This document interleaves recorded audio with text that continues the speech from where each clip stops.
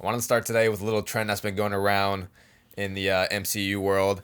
So basically, it's who has the best trilogy out of all the MCU characters. I have seen that going around. You seen that going around? I have seen that going around. And it's either, so the options were Iron Man, Thor, Captain America, and Spider-Man. Well, yeah, basically, aren't those the only three that have a full trilogy? Those are, yes. Or only four, I mean. Yeah. Yeah, only four because, not counting the Avengers because those aren't the... Yeah, that's unfair. You got a whole squad. Yeah, that's Not, and technically, that's 4 movies. Yeah, so. Technically. Because we haven't gotten Guardians 3 yet. We've only gotten one Doctor Strange so far. So, out of those 4 options, who do you think has the best trilogy? You can immediately scratch off Thor and Iron Man right away. Yeah, I agree. Thor 1 and 2, absolute shit. I mean, like... I don't think the first Thor was shit, but I thought the second Thor was shit. They both provide, like, key things in the MCU, but it just really wasn't, like, a thrill ride like Ragnarok was. Yeah. Ragnarok totally changed up Thor's entire personality. Oh, absolutely. We finally got to see some humor kind of come out of him and everything. Yes. And I think the new director totally would change it. Taika Waititi. Yes. Changed the game for Thor. Yes, he did. Definitely the best thing that's happened for Thor. Gave us the iconic character of Korg. Yeah, I mean, I think Thor Ragnarok might be one of the most rewatchable MCU movies. Oh, for sure. Bro, it's just a fun ride. It is. The entire thing is just a fun ride. Yeah. And we get to see like Planet Hulk Thor, which was really cool. Oh yeah. And all on Sakaar, this freaking gladiator type world. That was a very cool movie. I like how many different concepts from Marvel they threw into that. Yeah. So that's my coverage on that. So yeah, Thor's definitely out. Thor's out of the question. Iron Man out of the question. Iron Man, the original OG movie, goated, so good. But kind of definitely fell off with Iron Man 2 a bit. I mean, it's not bad. No. Like, I enjoy watching it. I did too. But definitely on the lower scale of Marvel's movies. Yeah. And then Iron Man 3, that's a hit or miss with everybody. It is. Because honestly, like, I mean, if you look at it from like a totally different perspective, like you're not thinking about the comics or anything like that, that whole twist with the Mandarin and everything, it's not a bad plot point. It's not, and I feel like, it was the really comic book heavy fans that were upset about. Yeah, they like because the Mandarin, bro, that's one of Iron Man's major villains, and and so the second they saw like what they did to him, they were like, bro, what the fuck is this? Yeah, personally, like, I don't know the Mandarin character as well as others, but I thought it was a funny take, especially the way with Ben Kingsley portrayed the Mandarin. I thought it was really funny. Ben Kingsley was funny. I thought it was really funny. And there's only so many ways that they could have done the Mandarin. Yeah. They finally fixed it with Shang-Chi in a beautiful way. Yeah, and they even addressed that. They did. And I like that they addressed it. And they freaking had the Ben Kingsley cameo, which was great. I love that they addressed it too in Shang-Chi. But it's definitely a hit or miss, plot holes in that movie. But... So really, when it comes down to who has the best trilogy, the big question is it Captain America or is it Spider-Man? That's a good question. I want to hear your opinion. It is a great question. Who do you think has the better trilogy?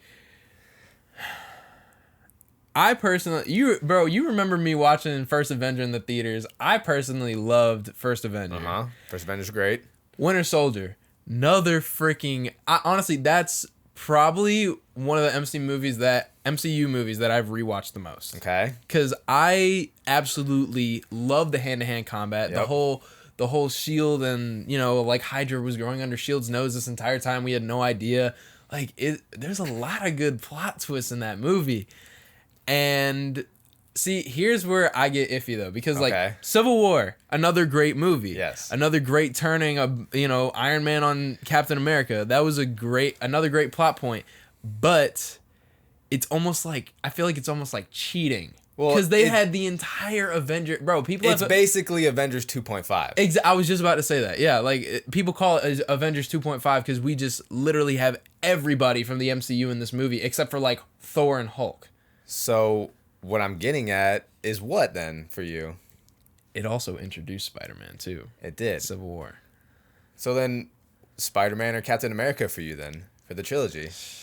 let me talk it out. Okay. All right, so Spider-Man: Homecoming, great reiteration of Spider-Man character. We get to see Tom Holland's story unfold. Okay, I'm gonna go Captain America. I feel like No Way Home, absolutely amazing. I would honestly, if I'm gonna go with like the best conclusion to a trilogy, Yeah.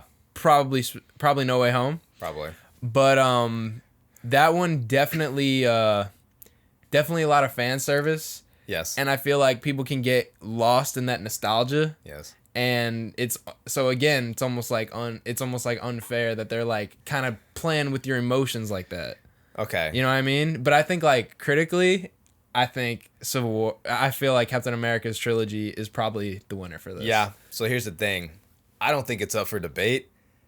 I think it is Captain America. Yeah. Because Captain America, First Avenger, great origin story for Captain America. Then you have the Winter Soldier, and I think personally for me, that's a top 3 MCU movie. Oh, it definitely. Yeah. It's a top 3 MCU movie for me.